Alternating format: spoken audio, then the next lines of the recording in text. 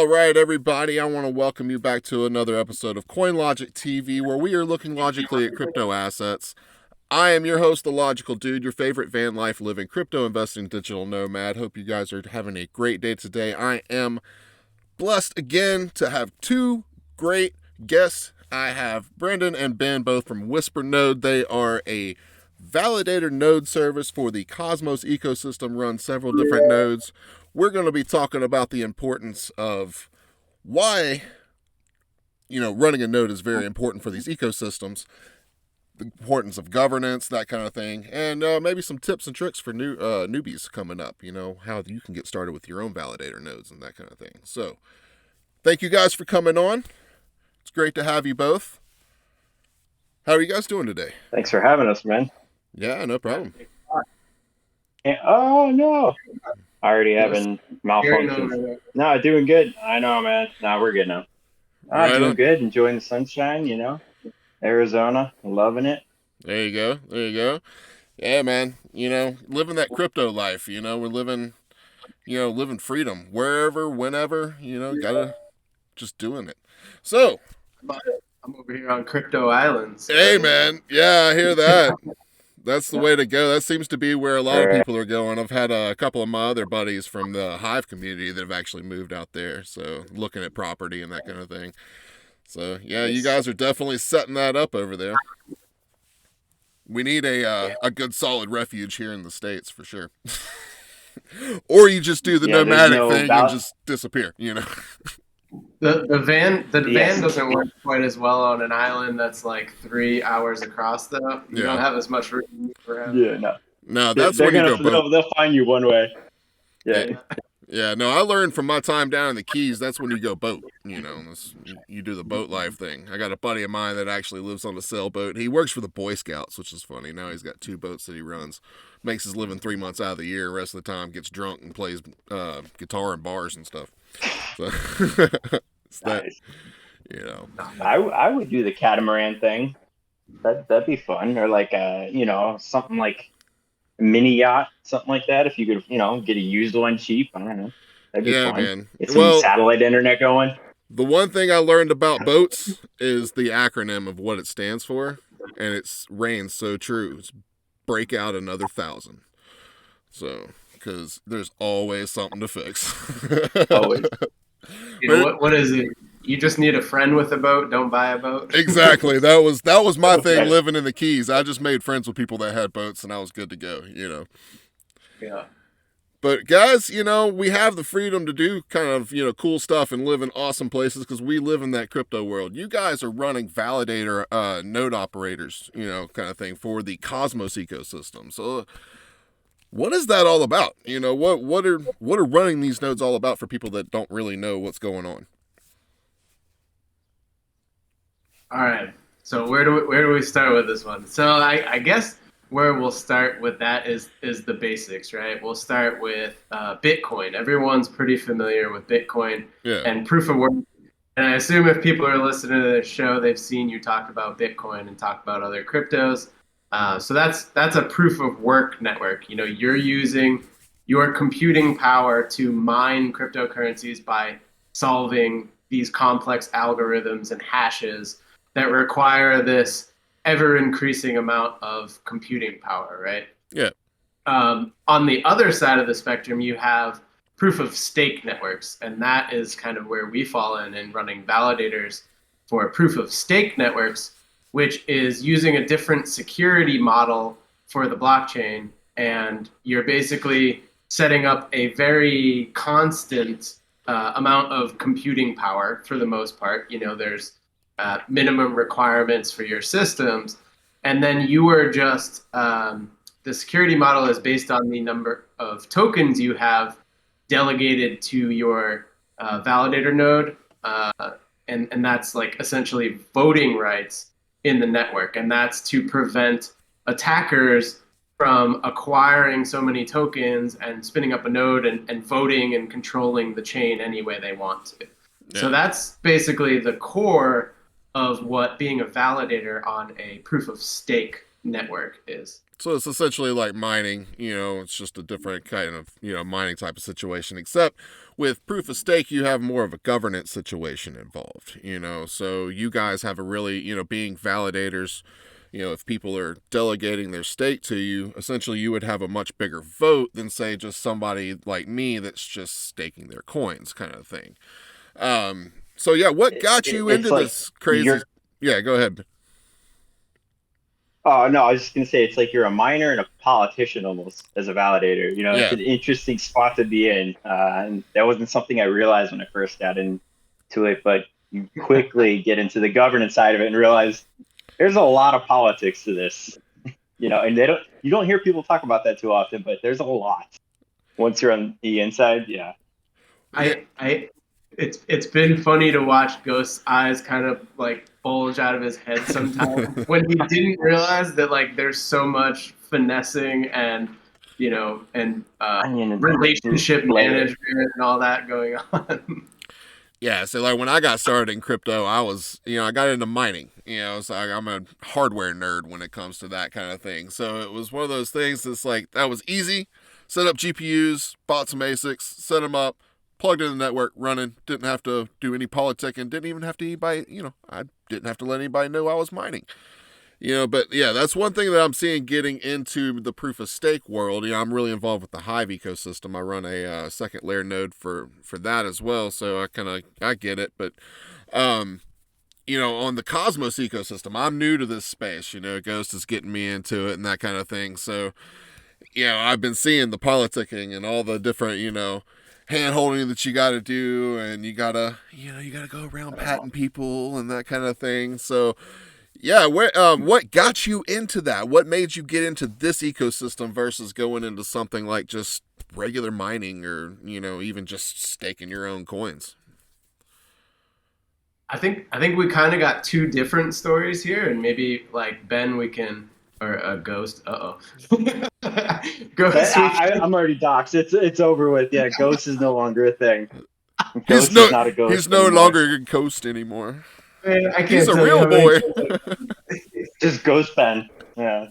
Oh man, yeah, but I think maybe we can each give like kind of a little background because I know your background's a little bit different than mine, um, and I can tell you that I started with Secret Network specifically, which is a project building using the Cosmos SDK, and for a long time I was just a community member, a very passionate community member that believed in what they were building, and kind of any opportunity I could get to help the team with like an odd job or do some research for them or do anything to really help the community.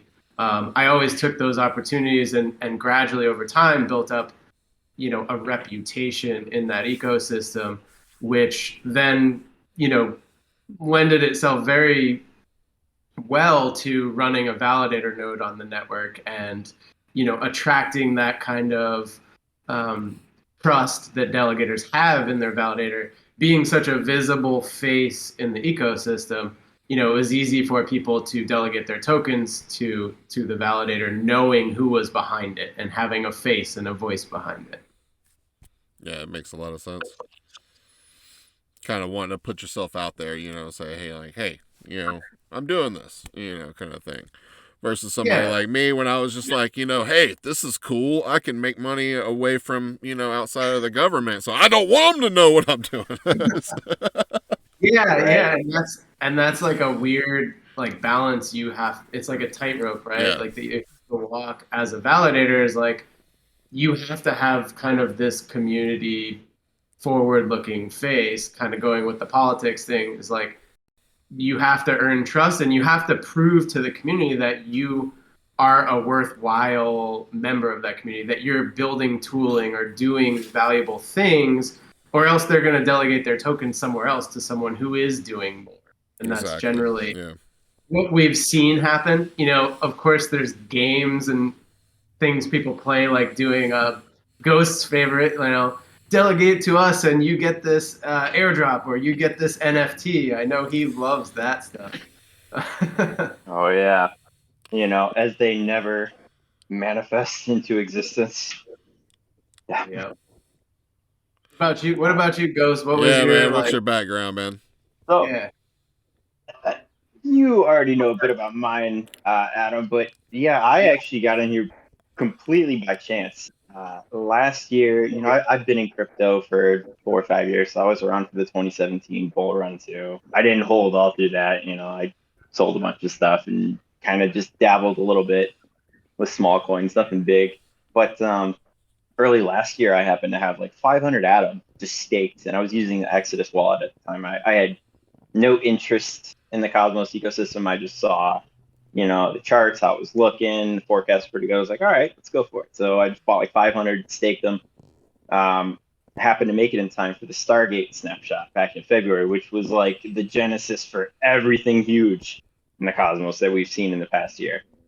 And then when the Osmosis airdrop came around, it changed everything. Yep.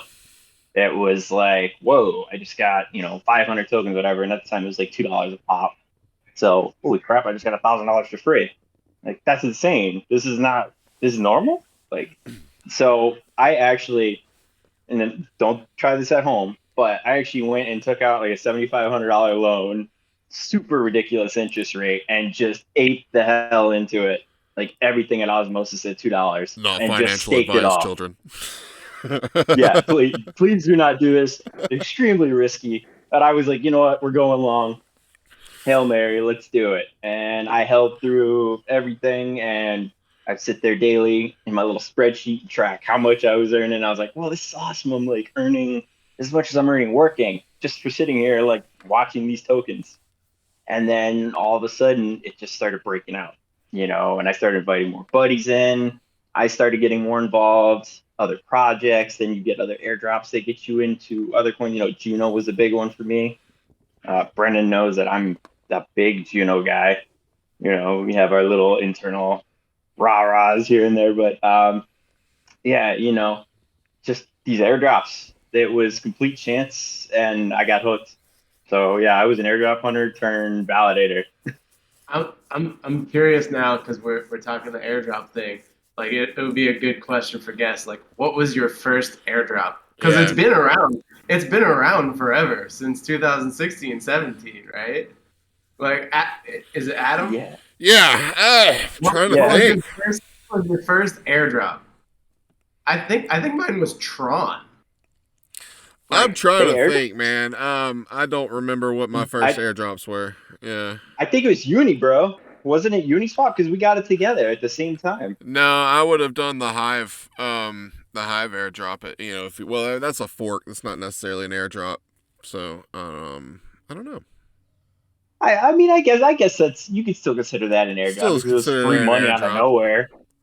The Uni one was big too. I remember the Uni one. Yeah, that was huge. $2,400. I think that we was were like, sitting there that day. Yeah. I think that was my first thing. I was like, dude, check your MetaMask. Wake up, claim. Yeah. And I had happened to use and I used 2 wallets. So I got to claim it twice. So that was an awesome day. Of course, I sold immediately, cashed out it was like $4,500, $4,600 after fees and all that. And then, a month or two later, it's like $15, $20 a pop. And I'm like, oh my God. And I don't think we have seen Ethereum gas fees come down ever since that either. So like that day, it was like everything, the gas fees shot up like crazy. It cost me like $200 to claim all that stuff. And then once I finally had it, it was like, crazy. Cool. Yeah, that's why I sold it quick, because it was like, man, it's costing crazy money just to deal with this. So I put it all into I got to get my money back. Yeah.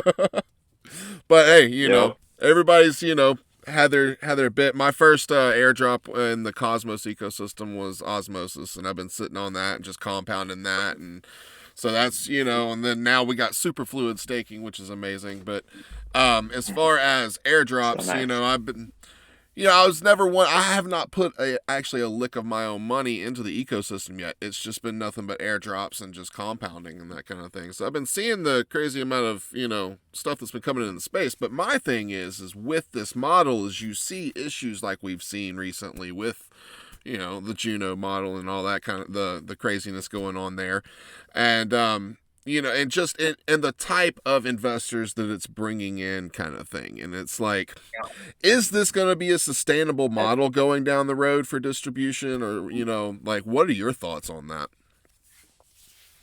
Yeah, I, go ahead, Ghost, and then I'll kind of follow. Yeah, Yeah, I I'm was just just gonna say throwing them I up. don't Yeah. see this. I don't see this having a lifespan longer than maybe another year or so. I mean, with the rate of airdrops and the value of some of these, it's and I guess the big thing now is with like Cosmosm and all these CW20 tokens and just these random airdrops, we're gonna start getting a lot of those Ethereum type airdrops where they're just fairy dust. They're scam coins. They're ones that you got to be careful of. There might be a malicious contract. It's going to start tainting the whole idea of Cosmos as a sweet airdrop place. And so I think we're going to see that disappear. It'll still happen, but at a much lower rate. And I'm sure something new will replace it as, Yeah. the be all end all. Yeah, yeah, I totally agree with that. And going back, like airdrops aren't a new thing. They were around on Ethereum. Yeah. I think what makes the Cosmos one slightly different is like, rather than just creating an ERC20 token, which was super, super easy, at least you have to spin up your own chain using Cosmos SDK. So it's like the difficulty level is a little bit harder. So I think that's honestly been the saving grace that's like made this more sustainable than in the past. But I still think it's destined to just not, be a sustainable way. The theory behind it is like, oh, I'm going to airdrop because I want the most invested, most active community. And that's the way to get the tokens in the hands of the community. That's the whole idea behind an airdrop. But like you said, Adam, it's like it keeps attracting a different group and a different group and a different group, and these more mercenary types of investors that don't really care about the community. They don't care about what's being built on the protocol. They don't care about the smart contracts and the dApps. They only care about like getting their airdrop and then making the value of that airdrop increase as much as possible. They want more dollars, and they want more dollars. Yeah, they want more dollars and that kind of thing. They don't care about the fundamentals of the ecosystem and what tech, crypto is community. all about. Yeah, exactly. Which whether or not you have a positive view of ICOs or not, if people are putting their money into something, generally they're more invested in that thing than just getting the thing for free, right? Yeah. Like it's incentives 101. And the other concern I actually have, like I was just talking about this today on a governance call, is like, what alignment of incentives do you have then when you're airdropping a bunch of tokens? So the conversation was around bridges specifically. And Osmosis right now is voting and looking at, well, what bridge do we want to use for bridging into different ecosystems on the exchange? And there's this whole thing where all of these different bridge solutions have submitted proposals, for voting. And they tell the community what their technical solution is and yada, yada, yada. But the problem is when it comes to actually time to vote, like what happens to that vote, and does that vote get skewed based on the airdrops that people received? Like Ben, like Nomic had a huge airdrop in the Cosmos. So like Nomic is one of the bridge solutions. And so is like Gravity Dex, who also had a different type of airdrop, where Solar, for example, had no airdrop. He did nothing. So does the vote become based on technical feasibility, and does the best technological solution win out? Or do people vote with their pockets and vote on the one that they have the most to gain from? And like, that's a really, really dangerous situation for a protocol, I think. I totally agree. Yeah. What are your thoughts on that? We're only going to see more of that. Absolutely. Like Adam said, the new crowd coming in. I mean, you can already see it. You simply just go on Twitter, and it feels like in the past few months, just Twitter itself, the conversations people are having, what they're discussing, the tokens they're talking about, and what is being talked about them. It's not really about the tech so much anymore. It's just straight up like, yo, look at this ape in, like, oh my God, this, that. And, okay, yeah, that's cool, great. And all, everybody's making money, but it's zero sum when, it's all airdrop to you. Like, someone's going to be a loser. So Yeah, it, somebody's gonna be left holding the yeah, bag somewhere. people are voting. Exactly. And, I think that takes a lot away from the actual tech side of things, where Cosmos is doing a lot of cool stuff, and perfect example, Axelar, yeah, they didn't airdrop to anybody versus Gravity, who, kind of had their botched, we'll call it questionable airdrop. And, just, yeah, I see that really messing with the votes, and we could end up with a subpar solution when we had something amazing right in front of us, already built, ready to go, but Yeah. people just weren't there. Well, it's because So, oh well, I didn't get tokens. You didn't give me free stuff, so I'm exactly, not gonna look at you, kind of there's thing. that's it, that's literally it. And even as a validator, we're seeing so much. It's, if you literally aren't trying to bribe me somehow, I'm not interested in like anything else that you have to offer. I don't care if you built something, unless it's something that gets me more free money, like Restake. A huge shout out to Tom. He's done an amazing job with Yeah. that. Yeah, Open Restake's sourced it completely. Like, it's changed the game for a lot of these coins that have Aussie enabled. But other than stuff like that, I mean, people just don't care. It's coming down to, all right, which validator is giving me the most money or the most value out of it. It's not, hey, are they an active member? Are they participating? Are they voting in a way that I feel aligned with? Like all those things that you would identify within normal life usually. It's How do you just straight how do up you like your wallet. Yeah. I'm curious, and I've never like I definitely agree, and I see more and more people coming into chats of projects and just going, if I stake with validator X, what do I get? And that's literally the question that they're asking when they come in, which is crazy. It's like, well, you get your rewards, minus the portion that's paid to Minus the the Yeah. commission. validator for operating the business and operating the hardware. But I'm curious, like taking it one step further, because I've actually never thought of this. Like, where does that behavior go? Like all of these validators competing with each other based on giveaways and free stuff. Like, where does that go in the Yeah, future? that gets dangerous too, because it's like I'm starting to see in the Twitterverse and that kind of thing, people advertising these airdrops only to certain people, only to certain validators.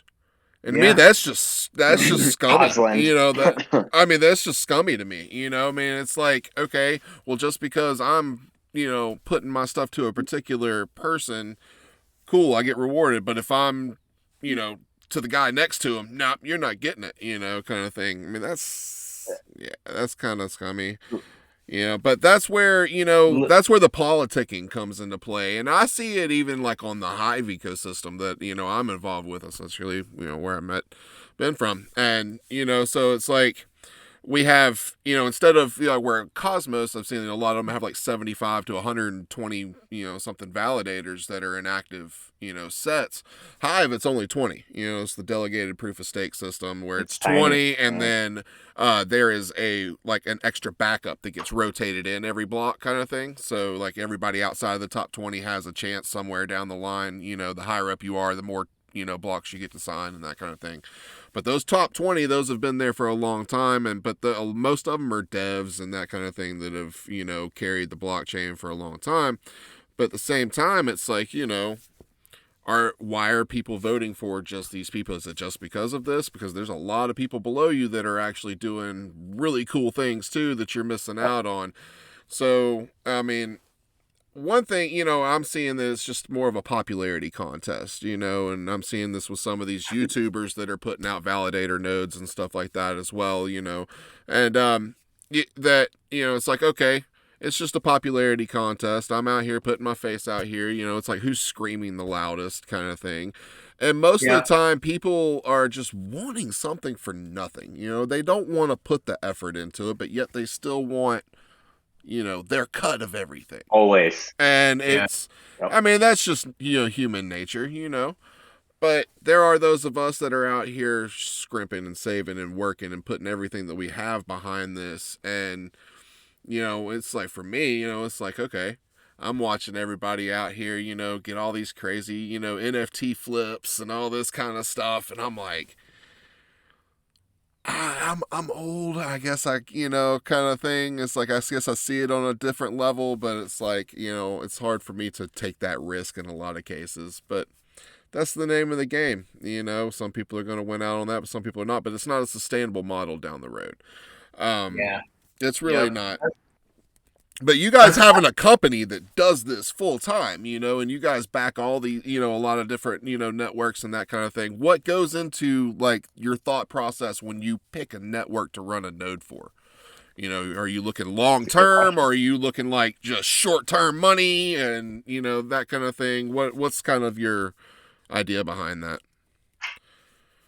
I have an answer, and it's something I think Ghost knows where I'm going to go with this. So, Ghost was brought on kind of after Whispernode had been established for a little bit of time, but he's really taken us, way beyond where we were, and has been an amazing addition to the team. So I want to start by saying that. But in the beginning, like when I first started this, it was only starting a validator node in a community where like you're already entrenched and already a contributing member to, and having a use case and a project that like you really believe in. And I think I still stand by that ethos of like really believing in the project and only wanting to spin up validator nodes in projects that we believe in and have long-term viability. I say that and because when Ghost came on, So that sounds like me. he was very, very, very excited about spinning up validators and just like learning every element of doing that. And like we went ham and just spun up on like every network, right? And I think we went from 3 to 14. Yeah, we went from 3 networks to 14 networks, and like it was this crazy growth spurt.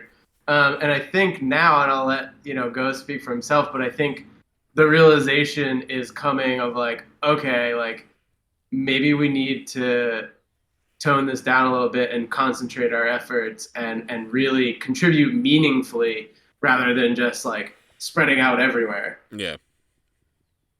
100%. Like Brendan said, when I first got in here, I was just thrilled to be in here, learning everything and seeing all these projects going, ooh, there's an empty slot over there. Oh, the floor is super low there, man. Like we could totally, a couple $1,000s, we're in. We blow past everybody, no problem.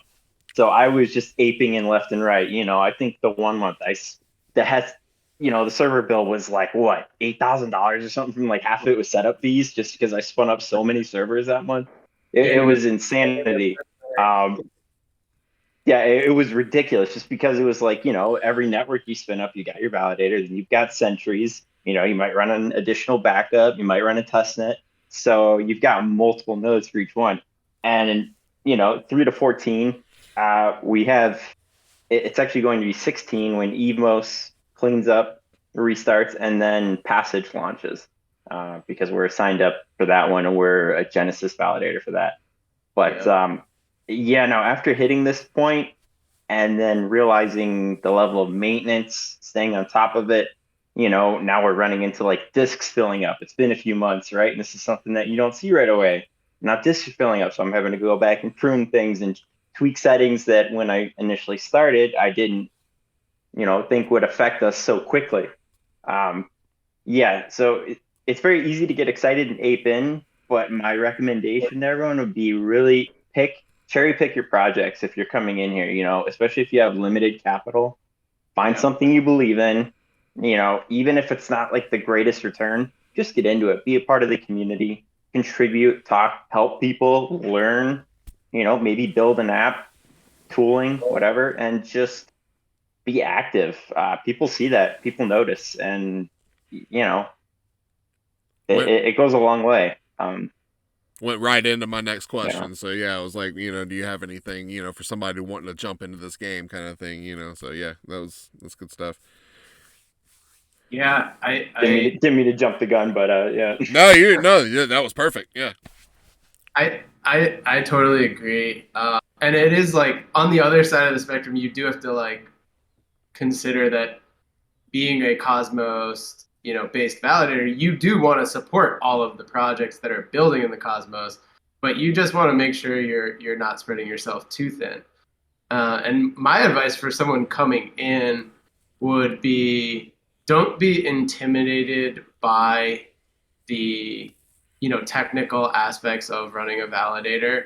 Um, the validator community, although everyone's competing with each other, there's also this weird camaraderie. I mean, you hear Ghost talk about like Tom from from EcoStake. Like we're really close with him, and he does amazing things. Joe Abbey, like Schulte from Lavender Five, like everyone really Chelsea's been huge. Yeah. everyone really lifts each other up. And even when I started running nodes, like I had no idea what I was doing. I mean, I had no background in computer science at all. I knew a little bit of C++. Yeah. And Ian from Secret Nodes actually like taught me how to run nodes. So running validators and running nodes is not something really anyone knows how to do. Like outside of like a few hundred people.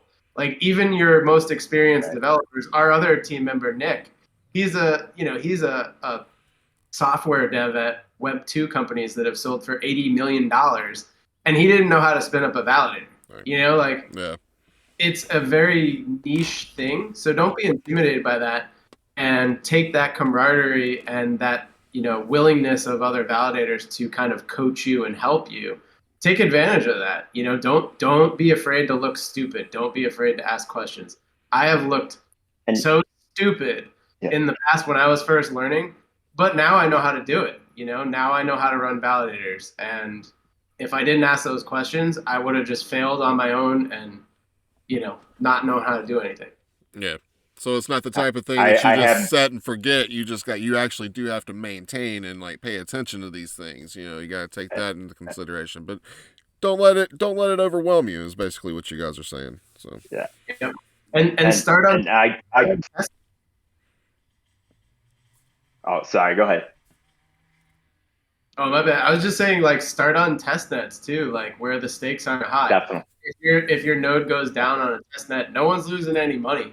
yeah, That's yeah, Right. that's the place. That's the place to experiment with different setups, with different settings, with your pruning settings, like how to sync your nodes, like all that stuff. Yeah. That's where you can get risky. And you made a great point about coming in and, like not being afraid to ask. When I first joined in, honestly, I got into these channels and like the only person I would talk to that I knew was Schulte because he got me into it. And by the way, mad shout out to Lavender 5. He's the one that got me into all this. He's the one that even introduced me to Brendan and Whispernodes. So without Schulte, I probably wouldn't be here validating. So massive shout out. Mentored me, taught me a lot, and they've grown huge. It's been awesome to watch at the same time. And he's also kind of created a bit of competition in my head. I'm looking at it like, all right, like they're doing really good. Well, I want us to do really good too. So, I told Brendan this all the time. I'm like, oh man, look, they spun up another one. Like, is that a good one? Should we do it? Like, I don't know. But yeah, I was terrified to go chat in these channels. I was watching other people talking. I knew nothing about what they're talking about. And it can be it was intimidating. really intimidating.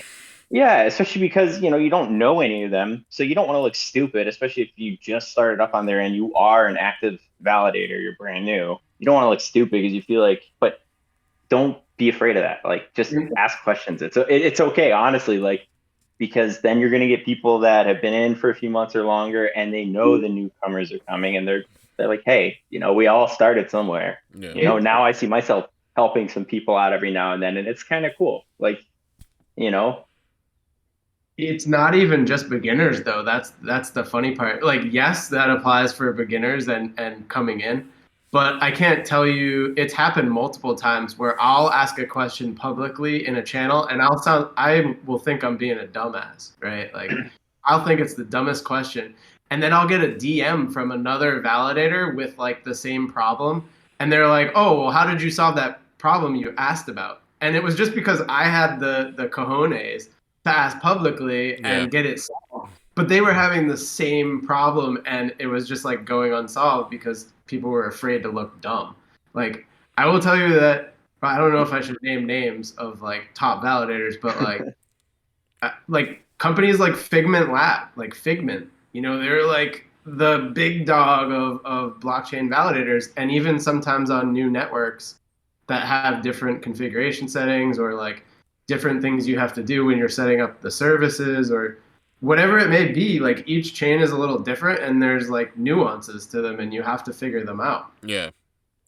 Well, that's Exactly. why I am expanding my reach out and starting to do these interviews, because what they say is like you want to know how to do something, you get yourself around people that know how to do it and that kind of thing. So, again, thank you guys for coming on. And I'm talking with people from all kind of different spots. Just because I'm trying to learn and trying to absorb as much as I can as well. I've been in this game since 2018, but I still feel like I know like this much compared to a bunch of other people out there. I was more of a designer, I'm a media guy, I was a music guy.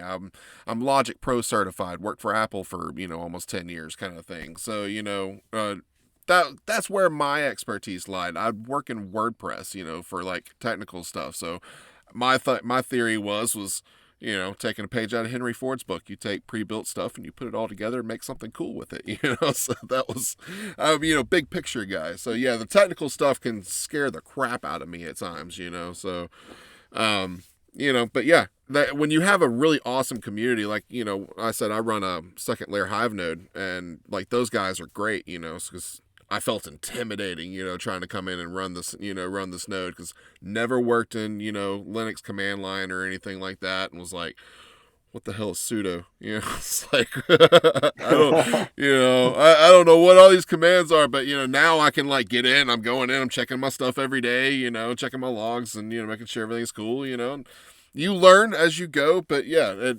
that's one thing that I have found with a lot more of the technical guys is they're not afraid to help you out. So yeah, that's been one of my things too, is just get out and start asking people. That was how I started doing interviews. It's really funny. I've only had like one person turn me down, and that's because he's like, "Oh, I'm an introvert," and it's like, totally get you. It's all good. Yeah, I know who it is. Yeah, I won't name names. Yeah. Now you got me curious. Much You'll have to tell me after. much love. Much love. Yeah. But it's all good, hey, some people aren't, cool with that. But it's like, you would be surprised if you just get out and start asking stuff, people might say yes, people like to talk about stuff. So, especially if they know about it. Share knowledge. You'd be surprised. Because there are so many like companies out there that are so like tightly knit with proprietary stuff. We are in this open source world, and I'm glad to see that there are people that are, open to helping others too. So it's really good stuff, because I see you guys out there in the community helping out all the time. So good stuff. Yeah. Now, do you guys have anything that you want to talk about, specifically before we get into anything else? I mean, I could rant, Ray. Brendan already knows, like, the daily internal server garbage that we talk about, or just my daily. Yeah. What's your next big node that you're going to be pushing? So, right now we're currently dealing with the Juno thing, but that's looking like, last I saw, it should be back up today. There was a planned upgrade already for yesterday, actually. So yesterday? No, I think, it was supposed to be yesterday. And then instead, some blocks before, we hit that malicious contract that then screwed things up, caused a halt. So they're working out a solution on that. But coming up, it looks like Evos is about to spin back up.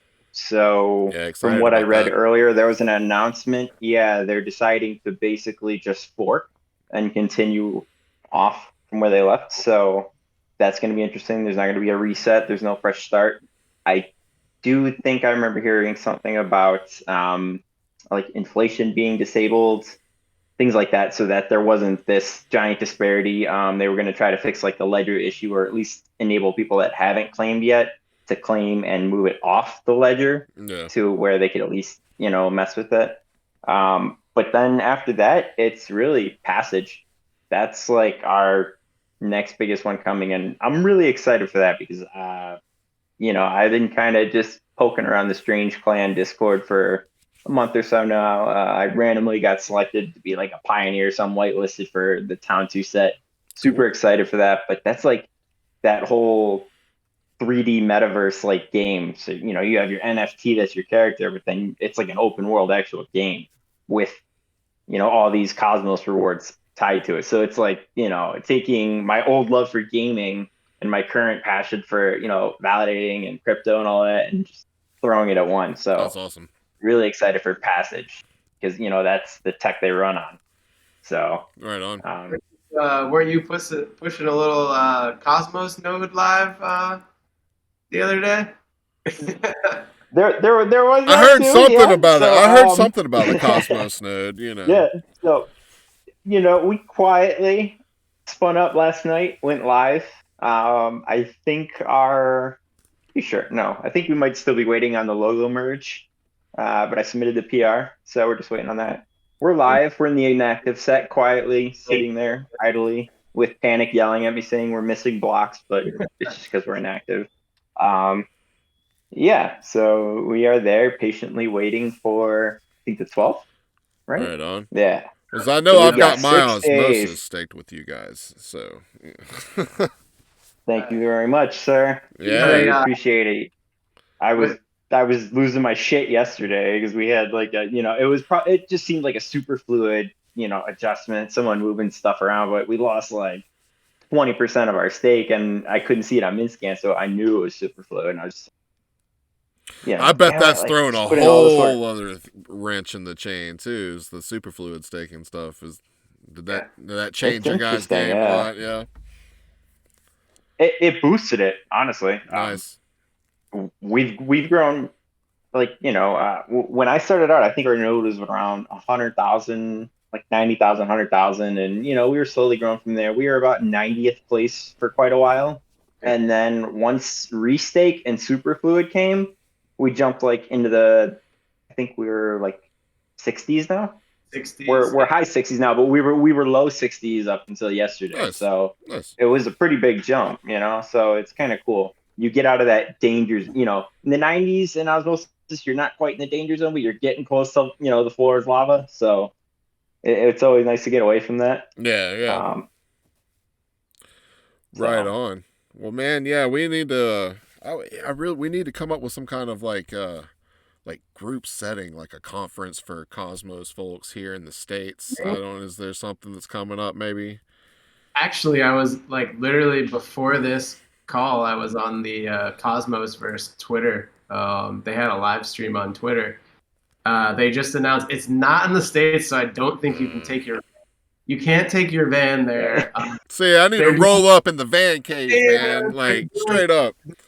Like CoinLogic live in the van, It's gonna be in Medellin, Colombia, though, this year. Oh wow, yeah, definitely not making that trip. I don't. I was gonna say I don't know how I feel about that, man. Announcing to the world a giant group of potentially very wealthy crypto people all gathered in the same room at the same time. I don't want you putting that energy out into the universe, man. I don't. Oh man. That's stuff I've been seeing people literally write on Twitter, and it's, yeah, of course you would never want anything like that to happen. Yeah, I heard just like stay off the Tinder apps there. Yeah, right. Like, they have this like Tinder scheme where like you go to meet up with a girl and then you get drugged and then they take all your money or something. I don't know. So I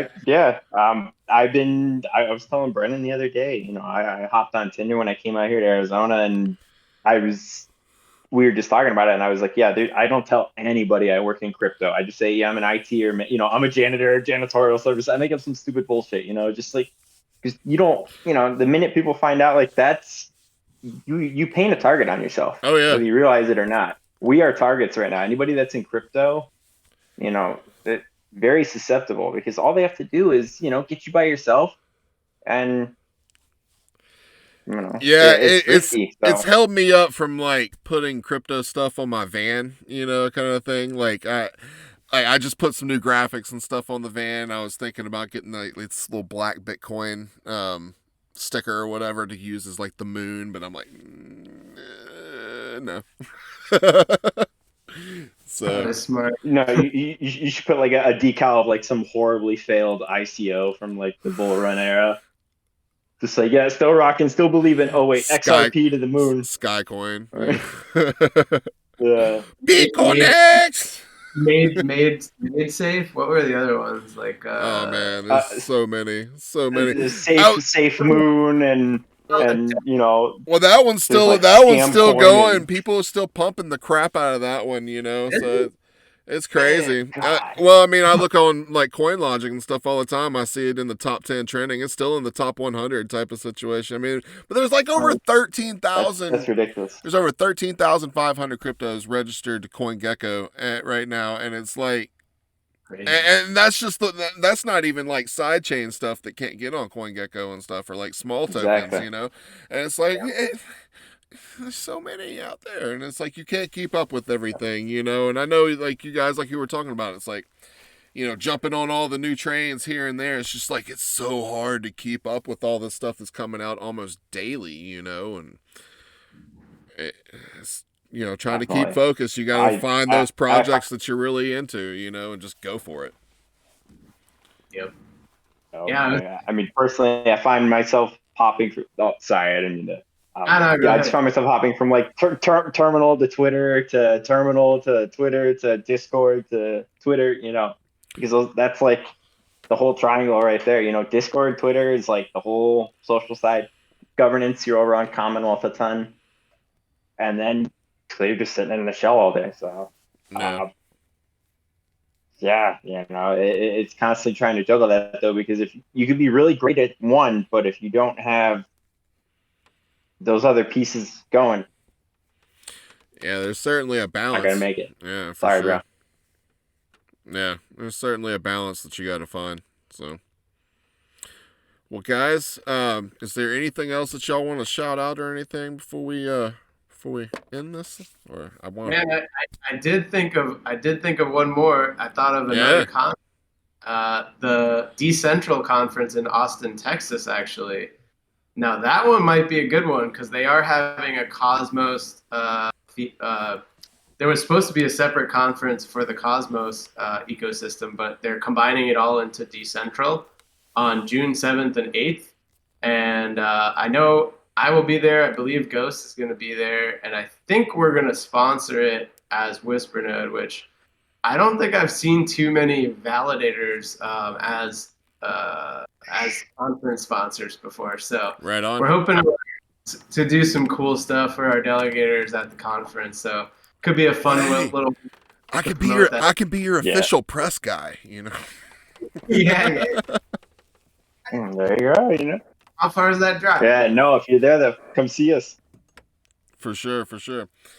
Well, guys, thank you very much. You like Texas, anyways, right? Huh? Me? Yeah. Texas. It's. I thought you said you spent some time there before.